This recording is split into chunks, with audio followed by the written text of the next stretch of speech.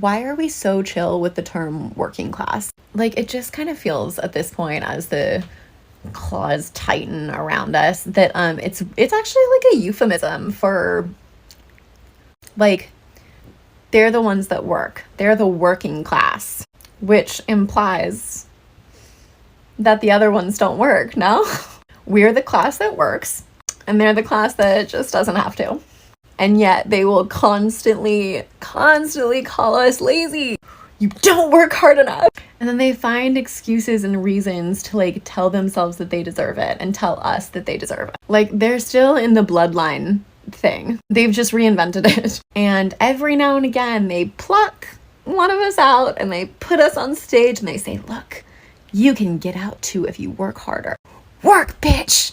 Hello everyone, this is Emmanuel Cook. We will be reacting to a new video today, so make sure you guys like, comment, and subscribe down below, and let's get into the video. Working in the restaurant industry for almost a decade, I would say that I have some PTSD and employment trust issues. However, if I'm in an office interview and you say these phrases, we all wear multiple hats here. Oh, everyone does everything. It's all hands on deck type of situation. All I hear you say is, I exploit my workers. I want you to work multiple job functions and I will pay you for one of them so that I can make more money. But we're also a family. I've been waiting for an opportunity all day to actually respond to this, and I'm finally like home and done with my stuff. So yes, there's nuance to this. However, the statement is still true. If you work for somebody else, you are the working class. And if you own your own business, you are the owning class. Now, the owning class doesn't always benefit from the capitalistic system, especially if you're a small business owner. It is a lot harder if you don't already have capital to start a business in a capitalist system. We make it look like we're good for small businesses, but we are not good for small businesses because the people who own all of the wealth have the capacity to build capital and use it to make their businesses. And the people who don't already have wealth have to kind of like scrape pennies together to make it by, and sometimes they make it big and sometimes they don't. But at the end of the day, they are still the owning class because they own the means of production, and sometimes they don't hire workers. So if you're a small business owner and you operate that business by yourself, then you own the means of production and you are effectively like in that sweet zone that we're looking for. However, if you're hiring workers, paying them minimum wage and utilizing their work for you to expand your profit, then that is bourgeoisie, right? If you are a worker and you earn crap tons of money, you're just a more benefited worker. Like, you still don't own your means of production. You still have to put labor hours in to earn your paycheck, even if your paycheck is bigger than the average worker. So while there is nuance to it and like how people benefit from the system, the statement remains the same, that if you work for somebody else, you're in the working class, and if you own your business, you are in the owning class. Now, there's plenty of small business owners who are fighting on the worker side, and there's plenty of workers who are fighting on the owning class side. That's the nuance, is like what you're doing with that money and that power, or that lack of money and that lack of power, right? What you do with that matters in an influential way on what's happening, but it doesn't change which class you're a part of, if that makes sense. I had an epiphany about what the working class actually means when I was staying in a castle in the outskirts of London. Why I ended up in a castle in the middle of nowhere is a story for another day, because that was not planned. But when I got there, they asked me if I wanted to take a tour, and I said, of course, I want to know everything about this castle. So as we're touring the grounds of this castle that is now a hotel, he tells me that the castle is actually not a real castle, that it is a home of a family, just the home of a family, these massive grounds with multiple buildings that was made to look like a castle so that they could feel like royalty, and eventually they donated this this property. And when I heard that, I had this instant epiphany around money. I accidentally set this to 1 minute, so now there has to be a part 2. People will acknowledge how hard poverty is to get out of. People will acknowledge that it's a fucking cycle. People will acknowledge that the government don't give you enough to get out of poverty. They just give you enough to keep you trapped in poverty, and still wonder why they cousins still on welfare. Been on welfare for 3 years, 4 years, 5 years.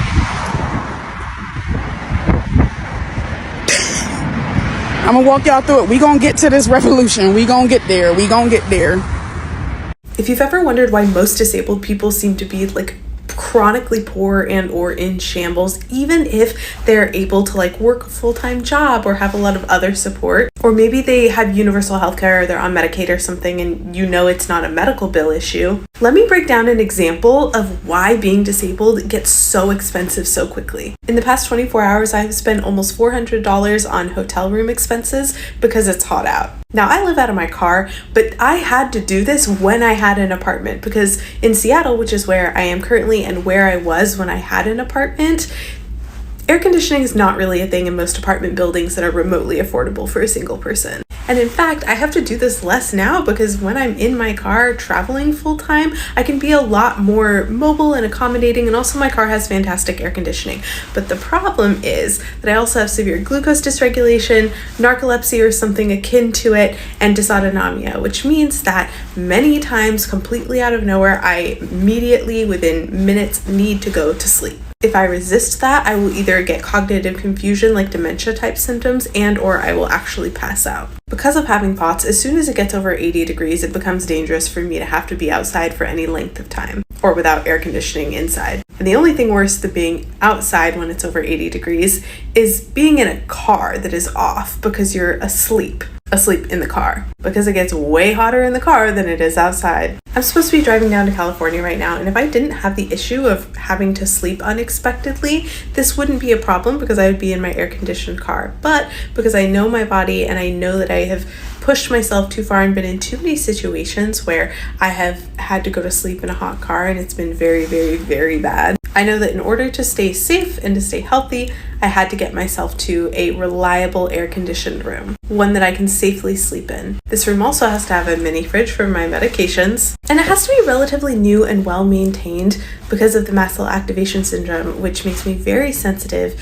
to, this is also like often an autism thing, but I'm very sensitive to like old carpet, dust, cleaning products that leave like a smell in the room, scents, things like that. Anything that's kind of cheap in the form of chemicals. And if you've been following along on my other account, you know that a couple of days ago, my entire life was stolen out of my car, and that included a lot of my financial resources, which means that I have one card that is working right now, that it's a checking account, so it has limited funds on it, and I've used up just about everything on this hotel room, which means that now I'm gonna have to figure out, okay, how do I get access to funds to fund the gas I need to drive to California as soon as it is safe for me to do so. Whenever this happens, I always make sure to get a room in a hotel that has like an indoor pool if it's possible and affordable, whatever that means for hotels these days. Because I never get to do hydrotherapies, I never get to do like water movement, and it is so good on my body and my nervous system. If you have Ehlers-Danlos syndrome or POTS or anything in that vicinity and you have not tried getting in the water, and it has to be water that is like comfortable for you to get into. That's why I usually like indoor areas and heated pools and things like that. You should try it out because it can be really, really helpful for that type of a body. I will say though, the first time I got in a pool after like years of not being in the water, I actually had like a pretty severe dysautonomic reaction. I was really struggling to adjust to being in the pool without having cardiac arrhythmia issues. I'm trying to slowly build up my tolerance to that now, and the main thing I have to do is remember that like it's okay, and I'm just gonna go really slow, and my nervous system can adapt because that's what it's been doing its whole life. That's what it's made for. Neuroplasticity is a very real thing, and I learn really fast, so that means my nerves learn really fast. So I just keep talking myself through, it's gonna be okay. This is something we can work on. This is something that is not the end of the world. It's not a permanent thing. I can work towards shifting what my tolerance is to being in water. One thing I will say, and I'm not getting paid to say this, I have no affiliation with Expedia or Hotels.com, but Hotels.com, or like the Hotels app, does consistently have like pretty significantly lower rates than anywhere else. So I always book through them. They also just have a pretty good interface for searching for particular amenities and things like that. I could not imagine just always having to sleep. If you have to sleep every few minutes, then how are you even expected to work, yet alone work full time? It makes no sense, you know? And always having to spend money on like hotels, and it seems like a huge inconvenience. I hope that she gets the support that she actually needs. So I grew up really poor, and there was always this rhetoric around, well, if I just save enough, like once I save enough, then I'll be out of these fucking trenches. And now becoming an adult myself and having access to financial literacy, becoming more financially literate, it just blows my mind how gatekept financial literacy is and how gatekept financial wellness is. And the fact that it's all investing. Like, you have to invest your money in the stock market. Like, that is what builds wealth. That is what builds generational wealth. And that to me was shocking and has been something that's been so hard to wrap my mind around. It's like, whoa. Like, people, for my parents, my grandparents, like a long line of poverty, were told that you're just not working hard enough. You're just not saving enough, rather than actually explaining. It's mind-boggling. I'm on my way right now to go with my friend to a food pantry, or 2 or 3, because America's hard and she ain't got no food in her house, even though she's a well-educated single mother with 2 masters who lives in a very nice neighborhood. But that means nothing, right? Because the reality is, everyone is feeling, we're not calling it a recession, we're just calling it the new standard of living, which is so grotesque that normal, regular people cannot survive. And the reason why I'm doing this video is not to embarrass anyone, but to really show Jamaicans who think America has the answer and is the answer to your poverty, to your way of life. I'm going to show you that this is also happening to people in these first world countries. The key to this video, though, is to remember that I am stressing self-sufficiency. Go learn to grow sitting. Grow it out of feeding bag. In a business, start grow your own food. Because if you rely on somebody to feed you, this is what will happen. And I'm going to show you. Right now, it's brick outside, mad cold. When I say it cold, brother. And we still have to go look food. She left work right now and come pick me up. Matter of fact, she'll go one pantry while me go one fair. I'm going to use some of it to pop my barrel. Don't get it twisted. I'll take some of the canned foods too. But I just want to show on the wall going on foreign. If you think people want to be, most people don't want to have to go to a shelter. Most people have pride. But when hunger lick you, poverty lick you, and thank God for these organizations that exist. And I hope to be one of these organizations that feed people. My goal this year is to get all the excess foods that spoil in Jamaica, that spoil on farms, that mango you see in the ground on the street and in our water. My goal is to gather as much as that food and teach people how to preserve it and possibly even how to turn it into a business, because as the years progress and as this progresses, it's gonna get worse. A quick reminder, please remember to like, comment, and subscribe down below, and let's continue the video. So I keep seeing comments saying, like, just use free daycare, just get a voucher. And honestly, that exact mindset is why so many people don't understand poverty. These resources don't exist everywhere. Many of them are only possible because of federal funding. And if that federal funding goes away, or if your state refuses to use it, you're out of luck. Like, sorry, no federal funding equates to no programs.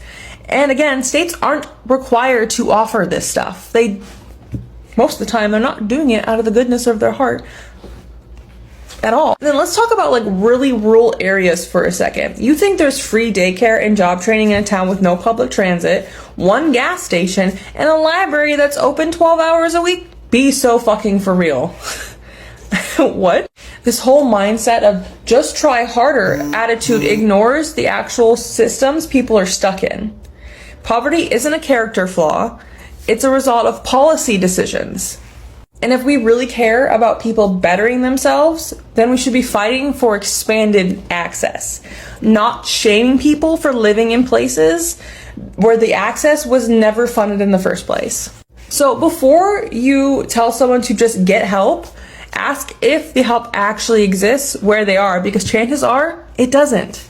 It's easy to get distracted by the details, but the main point is we live in a country that is the richest, most wealthy, most full of resources a country has ever been.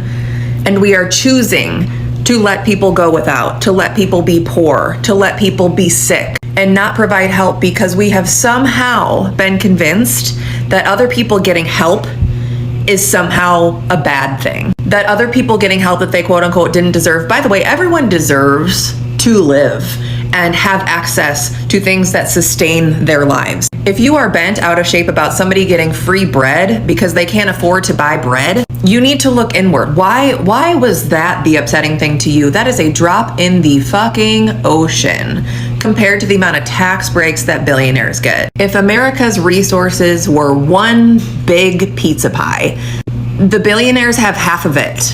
The person you're mad at for receiving free bread, free housing, has one fucking speck of cheese. You're mad at the person getting one fucking speck of cheese. You're not mad at all about the people who are hoarding half the pizza for themselves. You know what I mean? Like, I'm so tired. Every single day we get up and talk blah, blah, blah, blah, but what about these people? What if these people get help they don't necessarily need? Everyone needs help. Everyone needs help. Everyone deserves help. Access to food, access to shelter. Like, do you get that? We have the resources, but there are laws and policies in place that allow for people to go without, to get sick and die in the wealthiest country in America. That is why people are upset. That is why people are pissed at billionaires, and people are pissed at an administration that is going to bend over and spread the cheeks for billionaires. This is not a political issue. This is a moral issue, and a lot of you are morally unwell. You need to look within. You need to look around. You have a lot more in common with the person who can't afford bread than you will ever have with a billionaire. You know why so many Bernie supporters ended up voting for Donnie in 2016 after the DNC forced him out in favor of Hillary? It's because at that time, him and Donnie were basically selling the same message. They're offering ideas of populist economic policies that benefit the working class. The one major difference is that obviously Donnie was lying and Bernie actually cares about these things. And after they forced him out, a lot of those same people, they couldn't see themselves voting for an establishment figure like Hillary. And so they moved to Donnie, not realizing or not being smart enough at the time to understand that he was completely lying. You know, racism is the biggest inhibitor of class consciousness, because when you get rid of that and everybody's fear about immigrants and this and that they made you believe, then we can all really generally agree on policies economic-wise that benefit 98% of us. But instead, so many of us take that bait that people that are, quote, illegal, or they don't act like you or talk like you or look like you, are the ones that are making your life worse, instead of the billionaires and the politicians that enable these people and write the laws that help corporations and benefit them and their personal lives. Well, we just get, our lives just get harder and harder. The moment that we decide to put aside our cultural differences and come together in class solidarity is the moment that our lives and country will drastically change for the better. It's the only way out. I'm really curious what's going on in corporate offices right now. Are they acting like everything is just totally fine? Are they expecting you to act like the government isn't under complete destruction and there's a sledgehammer being taken to democracy as we speak? It becomes more and more obvious to me that in my life, one of the places that I was most brainwashed was when I was working in corporate. It's really becoming more and more obvious that the entire reason that they even want us in these offices is so that they can gaslight us into thinking that everything is okay, and we remain complacent and don't take action. Has anybody watched the show Severance? We're living it. Also, with all this dismantling of DEI, which mostly helps white women, I'm curious if you're experiencing any type of pressure about your role or feeling like your job is not safe anymore because you're a woman. This is your reminder that your corporate environment is going to try everything they can to keep you complacent and to keep you from taking any action when we so desperately need the power of numbers. I can't stress this enough, especially since we're reaching the point where more and more people are approaching class consciousness. Working class applies to anybody who has to work for a living. This includes blue-collar workers, healthcare, tech, any industry in which you have to show up at a job consistently to be paid and support yourself. That is working class. I think some people get stuck on like the dollar amount and the salaries. Like, yes, there are some people who are making $200,000, $300,000, $400,000 even a year, but that is still working class. And that is a fraction of what the corporate billionaires are making. Like, I think we have to understand and keep this in perspective. Like, just because someone maybe is comfortable and can afford to pay their bills, they're not the rich. They're not the 1%. They are the working class still. There's the working class and then the owning class or ruling class. It's either you work or you own the means of production. Only two classes. You can earn $1 million per year and still be in the working class. Or you can earn $100,000 per year and be in the ruling class or owning class. If your startup makes $100,000 per year, you are in the owning class. So there is a overlap a little bit, but there's still two different classes. I think it's absolutely disgusting that we live in a time where we're telling working class people that they are not working hard enough and that's why they don't have money in the bank, considering how hard I have seen working class people work my entire life. Some men literally will work like 6-7 days a week just to put food on the table for their kids, whilst having a missus that's also trying to work part-time, whilst also, like, you know, making sure that he's at home to look after the kids so that they don't have to pay for childcare, because that's another drain on resources. And they're just doing their absolute fucking best, but it's always working class people that are told they're not doing enough, when it's not really their fault that they're not getting paid enough, and it's not really their fault that their rent keeps going up, council tax keeps going up, the bills in general keep going up, food keeps going up, and yet we're told time and time again that the minimum wage can't go up because that'll increase the prices of everything, and yet somehow all the prices keep increasing anyway, regardless of the fact that they're not putting our wages up. So it's almost like it doesn't fucking matter whether our wages go up or not, they're still going to keep like increasing the cost of living, and then all they're going to do is keep punching down and saying that like we're not working hard enough. But if you are working like 10-12 hour days just to keep food on the table and just to try and attempt to put the heating on a few days a fucking week, how dare you fucking sit there and say that those people aren't working hard enough, and then wonder why we're not okay, and then take pip away for those same people when they end up with mental health illnesses so bad they almost can't get out of fucking bed in the morning, and we've got an NHS that's collapsing in on itself, so we don't have the mental health help that we need or deserve. And then we're going to sit here and wonder why working class people just don't want to fucking work anymore. We're going to wonder why the youth of today does not want to fucking go into any kind of business or any kind of trade or whatever. They're all just so fucking disenfranchised, disillusioned by the whole situation. And you know why? Because they've literally grown up with parents who are being told they're not doing enough when all they are doing is work. And it's still not enough. Why the fuck would any of the young people in this country at the minute be thinking about, oh yeah, let me do this and like let me do that for my future, like when we are constantly being told that no matter what we do it's not good enough anyway unless we're entrepreneurial. And I'm not being funny, but not everybody can be an entrepreneur. Not everybody can, sorry. First of all, not everybody's smart enough for that, and second of all, if people were constantly inventing, that would mean that they were constantly in a place where their needs were already taken care of, and then they had like the headspace to be able to do that. But when you are constantly battling with yourself and the world around you just to be able to put food on the table for you or your kids, you're not in the fucking space to be doing anything like that.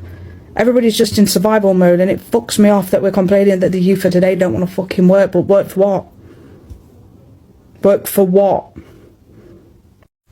What's with this obsession around working and working hard and just toiling away our lives away as much as we can before we die? What's the obsession around that? Because we know it's not natural, and this isn't just like a trendy talking point. It's really not. Ancient humans on average worked only 20 hours a week. So why are we lifting up like hustle culture and 40-hour plus work weeks as the norm? It's not normal, and it's not natural. So can we all just stop collectively shooting ourselves in the foot and making life way more difficult than it has to be? Because the only reason it is the way it is now is because we've allowed it to be. So at any point in time, this can change. I went to a working class high school that was notoriously shit. And then I got good grades and transitioned to grammar school, sixth form college, the 2 years before uni. The varying different experiences between those two worlds fundamentally changed my perception of the world and gave me just a different brain, like a nuanced brain. I think when you're usually stuck in between two different worlds, you get a more nuanced perception of reality. So school is a tool to teach kids who don't know shit what the fuck's going on, right? Impart knowledge. In the working class school, the knowledge that we were giving was primarily to give us jobs in the future. And there was also a culture amongst the kids of being like, it's lame to want to learn. You're unique. In the grammar school, I found that we were imparted knowledge for the sake of status. They really wanted us to go to Russell Group universities. In the first school, knowledge for the sake of survival. In the second, for the sake of status. In the second school, there was a culture of wanting to learn for the sake of wanting to learn amongst the kids themselves. I'll never forget when I first moved to the sixth form, people were like, oh, we're going to politics society at lunchtime. I could not fathom that. From the school I came from, like, you're spending your break time to go to a classroom and the kids are debating politics for fun, which I think shows that kids' relationship to knowledge is both, dependent on school, but also home life. What are you told to value by your parents or the people that take care of you? I did politics for A-level, and these kids are talking about privatization, Che Guevara, all these things. I didn't know what those words meant. I was so behind, but I didn't dare say anything. I just went home and read more. And I actually got a letter sent home from my philosophy teacher when I was trying to do my homework before she was collecting all the homework. And she sent a letter home being like, T-Day's work ethic isn't on par. I was just so depressed because I just didn't fit in. I didn't understand this whole new culture. Why am I telling you this? There is a systemic difference in terms of each individual's relationship to knowledge depending on class. And I'm speaking for the UK's perspective. I don't know how it relates to other countries, but my experiences showed that to me. I think this feeds into a lot more like why middle class people are heavily in the creative industries and working class people are not really there. I'll go into another video. But all to say, knowledge, learning, curiosity is so important to embed in it as an individual virtue or value. So educate with me. At the beginning of this week, I had a job, and now I don't anymore. Because the person that was training me, who was supposed to retire, decided not to retire. So they rescinded the job offer, essentially. But it was a temporary job anyway. I wasn't going to be there for more than a few months. So I kind of knew what I was getting myself into. I needed the money. But it kind of got me thinking about several things. So I went to college for creative writing and literature. But going to college, my idea of going to college was that it was going to provide me with security and stability, right? After I graduated, I come from an immigrant family, so that was really important to me. But, I don't know. I don't have stability. I don't have security. Honestly, I'm kind of broke. And as a woman who is in her 30s, I don't know, there's a sense of kind of shame and responsibility that comes with that. Because I would say, looking back at my college career, I thought I would be well into a career by this stage in my life and that I would have a good amount of savings. I would own a home, that kind of thing, but I'm not there yet. So yeah, I can't help but be disappointed in myself. And this is something that I do discuss with the women in my life. So I thought I would hop on here and kind of also talk about it publicly and see if there's somebody else in that position, like other women, and kind of how you're dealing with that and what your feelings are towards where you are in your life and your economic situation. And I come from I'm a first generation college graduate. My parents didn't go to graduate. I'm also an immigrant, so there's a lot of layers there. So yeah, life's unpredictability is kind of kicking my butt, I think, this week more than usual. A few years ago, they had more than enough to retire. Now, they cannot retire and still be financially secured. They will have a very stressful retirement. So a lot of the older people, they don't feel comfortable retiring, especially in this economy. In 2025, you are crazy if you want to retire right now. It is so unpredictable. You don't know what is going to happen. A lot of older people are just staying right now and waiting to see what will happen. The level of economic ignorance in this nation is truly remarkable. But perhaps ignorance isn't really the right word. It's closer to brainwashing. The owners of this country have convinced the population that their oppressor is the people who are virtually powerless. If you want to catch people's hair on fire in this country, suggest that all jobs are worthy of a livable wage, regardless of the job's skill level.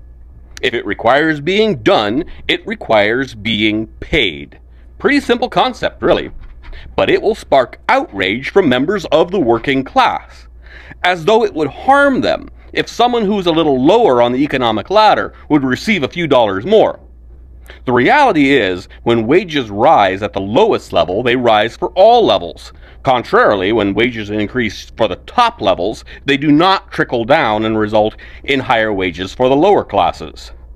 But yet, those very same people who are outraged at the idea of someone who washes the dishes being able to sustain themselves on their wage, while passively accepting the reality of a handful of billionaires having as much wealth as the bottom 50% of the nation. That doesn't bother them in the slightest. But the idea of the individual who cuts up the chicken, the individual who stocks the shelves, those people being able to put a roof over their heads angers them. This didn't come about on its own accord. It came about as the result of generations of programming. Our government, our society, our economic structure, all working diligently to brainwash the masses into believing poor people are their oppressor. You see this same behavior all across our society. People will place the blame on young people for the nation's troubles. They will place the blame on immigrants for the nation's trouble. They'll place the blame on poor people for the nation's trouble. Placing the blame on people who have little to no power. They have no wealth, they have no political voice or little political voice. They have own little or none of the lands and the businesses. They run none of the corporations. They don't own the banks. They don't control Wall Street. They don't run the economy, nor do they rule our government. And yet those are the very people our nation first looks upon for whom to blame. And why is this so? Because we have all been programmed to believe it. A nation of obedient, mind-controlled peasants simping for the king. One other falsehood is the people have been programmed to believe in the notion that political economic concepts are too complex for the average Joe or the average Jane to fully grasp. This is not so. It's intentionally made to look complicated with layers of unnecessary bullshit. This way, the ruling class, as they shovel it to you, can sound intelligent in their fluency in the bullshit.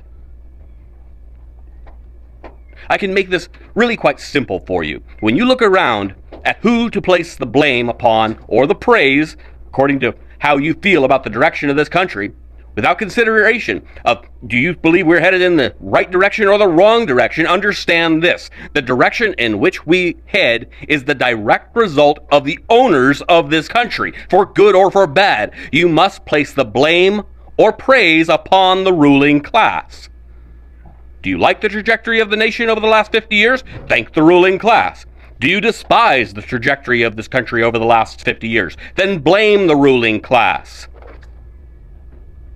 If you look back at your life and the years of work, and then look at your bank account and are wondering why you have nothing to show for it, do you think that your bank account is empty because a poor person took it?